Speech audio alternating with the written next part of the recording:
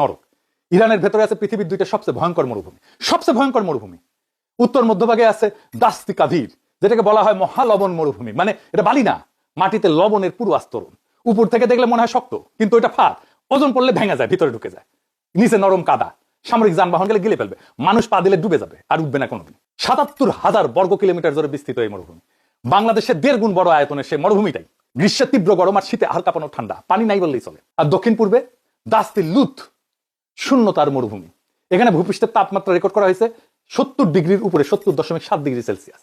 ভয়ঙ্কর গরম, পানি ফুটতে থাকবে ওইখানে। পৃথিবীর ইতিহাসে কোনো ভূপৃষ্ঠে এর চেয়ে বেশি তাপমাত্রা রেকর্ড করা হয়নি। শত শত কিলোমিটার ধরে না পানি, না গাছ, না কিছু, খালি উত্তপ্ত বালুরাশি। এই মরুভূমির সিরায় সামরিক রসদ পাঠানো প্রায় অসম্ভব। খাবার কোথা থেকে আসবে, পানি কোথা থেকে আসবে, শত শত কিলোমিটার লবণ সমতলের উপর দিয়ে সাপ্লাই লাইন কিভাবে ঠিক রাখবে? যাবে না, তোর বিরুদ্ধে কোনো যানবাহন তো যাবে না। ইতিহাসে বহু আক্রমণকারী বাহিনী এইখানেই ভেঙে পড়ছে, ডুবে গেছে। শত্রু গুলিতে না, জমিনের নীরব প্রতিরোধে ভেঙে গেছে। আর একটা জিনিস আছে যেটা ম্যাপ জুম আউট করলে বোঝা যায়, ইরান বিশাল, ১৬ লক্ষ বর্গ কিলোমিটার। ১৬ লক্ষ বর্গ কিলোমিটার, পুরা পশ্চিম ইউরোপের চাইতেও বড়। এটা কেন গুরুত্বপূর্ণ? সামরিক কৌশল একটা কনসেপ্ট আছে, এটা হচ্ছে স্ট্র্যাটেজিক ডেপথ বলে। মানে সীমান্ত পার করলে যুদ্ধ শেষ না। একটা দেশের অভ্যন্তরে সকল স্ট্র্যাটেজিক গুরুত্বপূর্ণ টার্গেট দখল করতে হয়। তেহরান উত্তরে, ইস্পাহান মাঝখানে, সিরাজ দক্ষিণে, সব ছড়াই ছিটায়। সীমান্তের কাছে কোনো গুরুত্বপূর্ণ টার্গেট নাই। যত ভিতরে ঢুকবে সাপ্লাই লাইন তত লম্বা হবে, আর লম্বা সাপ্লাই লাইন মানে বেশি দুর্বলতা। তাহলে ইরানে ঢুকার রাস্তা কয়টা? পশ্চিম দিক থেকে, ইরাকের দিক থেকে জাগ্রসের গিরিপথ দিয়া। এটাই ইতিহাসের সবচেয়ে বেশি ব্যবহৃত পথ। কিন্তু পাহাড়ি ঠিক করে দেয় আপনি কোথায় যেতে পারবেন, কোন স্পিডে যেতে পারবেন। উত্তর থেকে ককেশাস অঞ্চল থেকে আলবোর্স পার করতে হবে, তারপরে কাস্পিয়ান আর মালভূমির মধ্যে একটা সরু করিডোর আছে। পূর্ব থেকে মধ্য এশিয়া থেকে ইরানের সীমান্তে পৌঁছানোর আগে পৃথিবীর সবচেয়ে দুর্গম আর শুষ্ক ভূখণ্ড পার করতে হবে। প্রত্যেকটা দিকে এক এক ধরনের সমস্যা, দূরত্ব, উচ্চতা আর মরুভূমি। এর মানে কি ইরান জয় করা অসম্ভব ছিল? না, ইতিহাস সেটা বলে না। আলেকজান্ডার পারছিল, মঙ্গলরা পারছিল, এবং ভয়ঙ্কর ভাবে পারছিল। কিন্তু খেয়াল করেন, মঙ্গলদেরও কিন্তু একবারে বিজয় আসেনি। পৃথিবীর সবচেয়ে ধ্বংসাত্মক, সবচেয়ে শক্তিশালী সামরিক বাহিনী ছিল মঙ্গলদের। ১২১৯ থেকে ১২৫৬, প্রায় ৪০ বছর লাগছে পুরা ইরান দখল করতে। ৪০ বছর, একাধিক অভিযান পাঠাইতে হয়েছে। জালাউদ্দিন খোয়ারেজম শাহ সিন্ধু নদী ৭টায় পালায় যায়, আবার ফিরে এসে ১ দশক ধরে লড়ছে। পাহাড়ি দুর্গগুলো দখল করতে আলাদা অভিযান লাগছে। আর মঙ্গলরা জয় করার পরে কি হলো? কয়েক প্রজন্মের মধ্যে তারা নিজেরাই ফার্সি ভাষা, ফার্সি সংস্কৃতি, এমনকি ইসলাম গ্রহণ করে ফেললো। ইরান জয় করা গেল, কিন্তু ইরানকে মঙ্গল বানানো গেল না, বরং মঙ্গলরা ইরানি হয়ে গেল। ভূগোল ইরানকে অজয় বানায়নি, ভূগোল বিজয়ের দাম এত বাড়াই দিছে যে বেশিরভাগ শক্তি সেই দাম দিতে রাজি হয়নি। কিন্তু ভূগোল ছিল শুধু প্রথম দেয়াল, ভেতরে আরো 4টা দেওয়াল আছে, আর প্রত্যেকটা আগের চেয়ে শক্তিশালী। এরপরে আছে পারস্যের প্রশাসনিক প্রতিভা, যে ব্যবস্থাকে যে জয় করতে চায় ইরানকে, সে নিজেই গ্রহণ করে ফেলে। কিরকম সেটা আসেন একটু বুঝে দেখি। এই যে দ্বিতীয় দেওয়াল, এটা পাথরের না, এটা বুদ্ধির দেওয়াল। হাজার হাজার বছর আগে পারস্য সাম্রাজ্য, আকিমেনীয় সাম্রাজ্য একটা শাসন ব্যবস্থা তৈরি করছিল, যেটার নাম হইতেছে স্যাট্রাপি সিস্টেম। কি জিনিস এটা? একটু সহজ করে বলি। বিশাল সাম্রাজ্য, নানা ভাষা, নানা সংস্কৃতি, নানা জাতি, পুরোটাকে এক হাত দিয়ে চালানো অসম্ভব। তাহলে কি করবেন?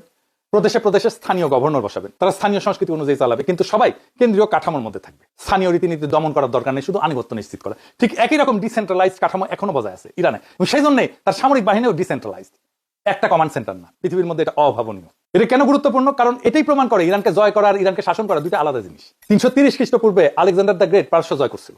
তিনি কি করলেন? পারস্যের শাসন ব্যবস্থা ভেঙে কি মেসিডোনিয়ার শাসন ব্যবস্থা চাপাই দিয়েছিলেন? না, তিনি স্যাট্রাপি সিস্টেম রেখে দিলেন। পারস্যের রাজ্যসভার আচার অনুষ্ঠান গ্রহণ করলেন, পারস্যের রাজকীয় পোশাক করলেন, এবং পারস্যের নারীদেরকে বিয়েও করলেন। কারণ কইদা তিনি দুলাভাই হয়ে গেলেন পারস্যের। কেন? কারণ তিনি বুঝছিলেন পারস্যের ব্যবস্থা মেসিডোনিয়ার যে কোনো কিছু চেয়ে উন্নত। তাহলে আসলে কি হইল? আলেকজান্ডার পারস্য জয় করলেন, নাকি পারস্য আলেকজান্ডারকে গিলে ফেললো? ৩২৩ খ্রিস্টপূর্বে আলেকজান্ডার মারা গেলেন, তার সাম্রাজ্য ভেঙে টুকরা টুকরা হয়ে গেল। ইরান গেল সেলুসিড বংশের হাতে। গ্রিক শাসক পারস্যের জনগণকে শাসন করতেছে। ২০০ বছরের মধ্যে কি হলো? ইরানি জনগোষ্ঠী সেলুসিডদের তেড়ে দিল, দিয়ে ফার্সি ভাষী শাসন ফিরে আনলো। তাহলে এই প্যাটার্নটা মনে রাখেন, কারণ এইটা ইরানের পুরো ইতিহাসে বারবার ঘটছে। আক্রমণকারী আসে, জয় করে, দেখে যে ইরান শাসন করতে হলে ইরানি হইতে হয়, আস্তে আস্তে ইরানি হয়ে যায়, তারপরে পরের আক্রমণকারী এসে একই প্রক্রিয়ার মধ্যে দিয়ে যায়। এরপরে আছে ভাষার প্রাচীর, যে ভাষাকে কখনোই কেউ ধ্বংস করতে পারেনি। ফার্সি ভাষা পৃথিবীর প্রাচীনতম কথিত ভাষাগুলোর একটা। এই ভাষা ইরানকে এমন একটা ঢাল দিছে, যে কোনো ঔপনিবেশিক শক্তি এটা ভেদ করতে পারেনি। ৭ম শতকে আরব সেনাবাহিনী ইরান জয় করলো, সাথে নিয়ে আসলো আরবি ভাষা, কোরআনের ভাষা, ব্যবসার ভাষা, প্রশাসনের ভাষা। আরবরা যেখানে গেছে স্থানীয় ভাষা কিন্তু শেষ হয়ে গেছে, তারা আরবীয় ভাষা গ্রহণ করছে। যেমন মিশরে কপ্টিক ভাষা ছিল, তারা আজ আরবি বলে। ইরাক, সিরিয়া, উত্তর আফ্রিকা সব আরবি ভাষী হয়ে গেছে। ইরান কিন্তু বিচিত্র। ইরান ইসলাম গ্রহণ করলো, ফার্সি লেখার জন্য আরবি হরফ নিল, কিন্তু ভাষা ফার্সি রয়ে গেল। আর তারপর একটা ঘটনা ঘটলো, যেটা ইরানি সভ্যতার মেরুদণ্ড হয়ে আছে আজও। ১০০০ খ্রিস্টাব্দের দিকে ফেরদৌসী নামে একজন কবি আসছিলেন, এক মহাকাব্য লিখলেন, শাহনামা। জানেন না এইটা? শাহনামা মহাকাব্য, সৌরভ রুস্তমের সেই কাব্য, ৬০,০০০ পংক্তি, ৩৫ বছর লাগছিল এটা লিখতে। ইরানি সভ্যতার সম্পূর্ণ কাহিনী ফার্সি ভাষায়। আর ফেরদৌসী ইচ্ছা করে আরবি শব্দ যতটা সম্ভব কম ব্যবহার করছিলেন, তিনি একটা সুনির্দিষ্ট বার্তা দিয়েছিলেন যে আমরা ইরানি, ইসলামের আগেও ইরানি ছিলাম, ইসলামের পরেও ইরানি থাকবো। আজও কিন্তু ইরানের স্কুলে বাচ্চারা শাহনামা পড়ে, মুখস্থ করে। 1000 বছর আগের কবিতা এখনো জীবন্ত। ফার্সি ভাষা একটা দেওয়াল হয়ে দাঁড়াইলো। আপনি ইরানকে সামরিকভাবে জয় করতে পারেন, সম্পদ লুট করতে পারবেন, কিন্তু জনগণকে শাসন করতে হলে ফার্সি ভাষা বলতে হবে। আর যখন আপনি ফার্সি ভাষা বলতে শুরু করবেন, আপনি এত সমৃদ্ধ, এত প্রাচীন একটা সাংস্কৃতিক জগতে ঢুকে পড়বেন যে সেটা আপনাকে গিলে ফেলবে। আপনি তাকে গিলে ফেলতে পারবেন না। আমেরিকানরা ইরান দখল করলে ওই ফার্সিতেই কথা বলতে হবে, উপায় নাই। গোলাম হোসেন এরপর আছে আরেক প্রতিষ্ঠান যা একটা সাম্রাজ্যকে হারাই দিল একটা গুলি নাসুরে। কি ঘটছিল সেটা? এটা হইতেছে ইরানের ধর্মীয় প্রতিষ্ঠানের সাংগঠনিক শক্তি। 1891 সাল ইরানের সরকার ব্রিটিশ ইম্পেরিয়াল টোবাকো কর্পোরেশনকে একটা চুক্তি দিল, ইরানের সমস্ত তামাকের উপরে পূর্ণ একচেটিয়া অধিকার। মানে কি, ইরানের কৃষক তামাক ফলাবে, কিন্তু বিক্রি করতে হবে যে দাম কোম্পানি বলবে সেই দামে। ইরানের ব্যবসায়ী তামাক কিনবে, কিন্তু কিনতে হবে ব্রিটিশ কোম্পানির কাছ থেকে যে দাম কোম্পানি চাইবে সেই দামে। মানে কৃষক বেচবে সেই দামে যেই দাম কোম্পানি দিতে চায়, আর কোম্পানি বেচবে সেই দামে যেই দাম কোম্পানি চায়। বুঝছেন? দুই দিক থেকে কাটছে, যেতেও কাটে আসতেও কাটে। ব্রিটিশরা ভাবছিল ব্যাস আর একটা ব্যবসায়িক চুক্তি, ভারতে যেমন করছে এখানেও তেমন হবে। তারপর যেটা ঘটলো সেটা ব্রিটিশরা কল্পনাও করে নাই। কি ঘটলো? গ্র্যান্ড আয়াতুল্লাহ মির্জা হাসান সিরাজি, শিয়া মুসলিম বিশ্বের অন্যতম সর্বোচ্চ ধর্মীয় পণ্ডিত, একটা ফতোয়া জারি করলেন। ফতোয়া বললেন তামাক ব্যবহার করা ইমানের বিরুদ্ধে যুদ্ধের সমান, যে মুসলমান ধূমপান করবে সে গুনাহ করবে। ব্যাস কাম হয়ে গেল। ইরানের জনগণ রাতারাতি ধূমপান বন্ধ করে দিল। ওরা কিন্তু হুক্কা খায়, ভালোই বিড়ি খায়, মহিলারাও খায় কিন্তু সিগারেট। তারপরেও তামাকের পাইপ ভাঙা শুরু হইলো। হুক্কা, যেটা ইরানি সামাজিক জীবনের কেন্দ্রবিন্দু ছিল, প্রকাশ্যে গুড়া করে করা হইলো। শাহের নিজের প্রাসাদে, সম্রাটের নিজের প্রাসাদে তার স্ত্রীরা তামাক পরিবেশন করতো। তারা অস্বীকার করলো যে না, আমরা সম্রাটকে তামাক পরিবেশন করবো। নিজের বউ, সম্রাটের বউ সম্রাটকে তামাক দিতেছে না। শাহের নিজের ঘরও ফতোয়া মেনে চললো। কয়েক মাসের মধ্যে এই ব্রিটিশ প্রথা বাতিল হয়ে গেল। এই ঘটনা কেন অসাধারণ? কারণ একটাও গুলি ছড়া হয়নি, সম্পূর্ণ অহিংস। জনগণ শুধু পণ্যটা ব্যবহার করা বন্ধ করছে। এই একই কাজ কিন্তু আমরা করছিলাম হাসিনা আমলে ভারতীয় পণ্য বয়কট আন্দোলন করে। ইরানের তামাকের এই বয়কটটা সংগঠিত হয়েছিল ধর্মীয় নেটওয়ার্কের মাধ্যমে, যেটা রাষ্ট্র থেকে সম্পূর্ণ স্বাধীন ছিল। সরকার চাইলেও এই বয়কট থামাইতে পারতো না। আর এটা প্রমাণ করলো যে ইরানি নাগরিক সমাজ এমন সাংগঠনিক ক্ষমতা আছে যে কোনো আনুষ্ঠানিক রাজনৈতিক দল বা সংসদ ছাড়াই একটা ব্রিটিশ অর্থনৈতিক কনসেশন পরাজিত করতে পারে। এই তামাক বিদ্রোহ হইল একটা টেমপ্লেট। এরপর থেকে একই প্যাটার্ন বারবার ঘটছে। 1906 সালের সাংবিধানিক বিপ্লব, 1951 সালের তেল জাতীয়করণ আন্দোলন এবং শেষ পর্যন্ত 1979 সালের ইসলামী বিপ্লব। ধর্মীয় প্রতিষ্ঠান আর নাগরিক সমাজের জোট মিলে বিদেশি শক্তিকে প্রতিরোধ করা, এই ফর্মুলা 1891 সালে তৈরি হয়েছিল আর পরে 90 বছর ধরে বারবার ব্যবহৃত হয়েছে। এরপরে আছে কালেকটিভ মেমোরি। কি সেটা? এটাই পঞ্চম দেওয়াল, আর এটাই সবচেয়ে গুরুত্বপূর্ণ। 1908 সালে ইরানের দক্ষিণ পশ্চিমে তেল আবিষ্কৃত হইল। ব্যাস কাম শেষ। অ্যাংলো পার্সিয়ান অয়েল কোম্পানি, যেটা পরবর্তীতে নাম বদলে হয়ে যাবে ব্রিটিশ পেট্রোলিয়াম, বিপি, সেই তেল উত্তোলন শুরু করলো। আর শর্তগুলো কি ছিল? পুরো ব্রিটেনের পক্ষে। ব্রিটিশ সরকার কোম্পানির 51% মালিক। আর মজার ব্যাপার, ব্রিটিশ সরকার কোম্পানির ব্রিটেনে অর্জিত মুনাফা থেকে যে ট্যাক্স পাইতো, সেটা ইরান তার নিজের তেল থেকে রয়্যালটি হিসেবে যা পাইতো তার চেয়ে বেশি ছিল। মানে ইরানের মাটির তেল ইরানের শ্রমিকের ঘামে উত্তোলিত, কিন্তু ব্রিটেনের সরকার ইরানের চেয়ে বেশি কামাইতেছে। 1951 সালে মোহাম্মদ মোসাদ্দেক ইরানের প্রধানমন্ত্রী হইলেন। তিনি একজন জাতীয়তাবাদী, গণতন্ত্রবাদী, একজন আইনজীবী ছিলেন। তার রাজনৈতিক অঙ্গীকার ছিল একটাই, তেল কোম্পানির জাতীয়করণ। ইরানের তেল ইরানের হবে। তিনি তেল জাতীয়করণ করলেন। ব্রিটেন ক্ষিপ্ত হইল, অর্থনৈতিক অবরোধ আরোপ করলো, পশ্চিমা বিশ্বকে বোঝাইলো ইরানের তেল কিনো না। ইরানের আয় ধসে পড়লো। তারপর এমন কিছু ঘটনা ঘটলো যেটা ইরানকে চিরকালের জন্য বদলাই দিল। ব্রিটিশ গোয়েন্দা সংস্থা MI6 আর আমেরিকান CIA মিলে একটা অভ্যুত্থান সংগঠিত করলো। ইরানের গণতান্ত্রিকভাবে নির্বাচিত প্রধানমন্ত্রীর বিরুদ্ধে অপারেশন অ্যাজাক্স নাম দিয়ে সেই অপারেশন শুরু করলো। ঘুষ দেওয়া হইলো সরকারি অফিসারদেরকে, সেনাবাহিনীর জেনারেলদেরকে প্রোপাগান্ডা ছড়ানো হইলো, ভাড়াটে জনতা নামানো হইলো, মব নামানো হইলো, দুর্নীতিগ্রস্ত সামরিক কর্মকর্তাদের কিনে নেওয়া হইলো। অগাস্ট 1953 সালে অভ্যুত্থান সফল হইল।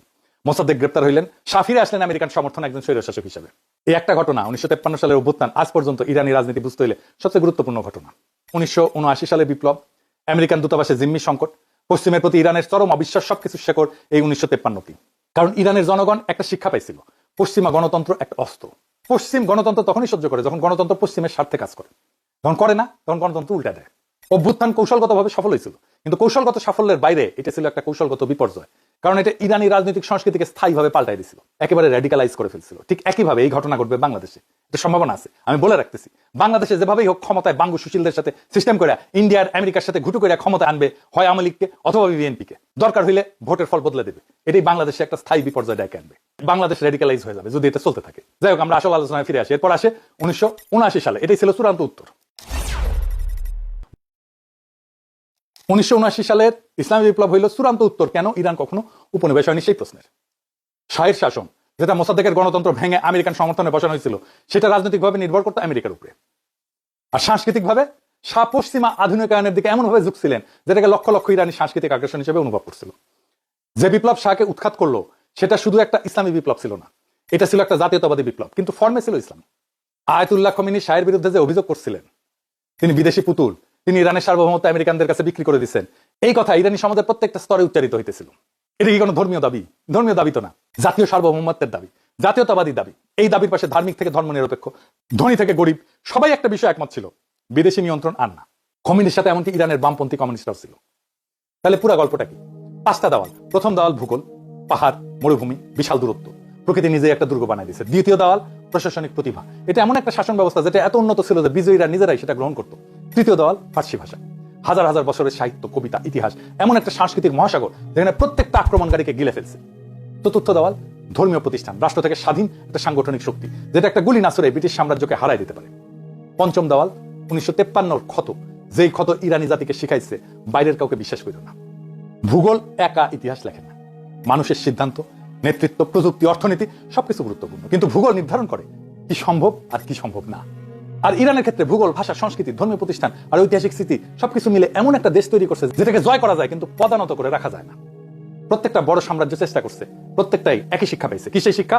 ইরানকে গিলতে পারো কিন্তু হজম করতে পারবে না, বরং ইরানি তোমাকে হজম করে ফেলবে। এই শিক্ষা যেদিন বাংলাদেশের প্রত্যেকটা নাগরিক বুকে ধারণ করতে পারবে সেদিনই বাংলাদেশের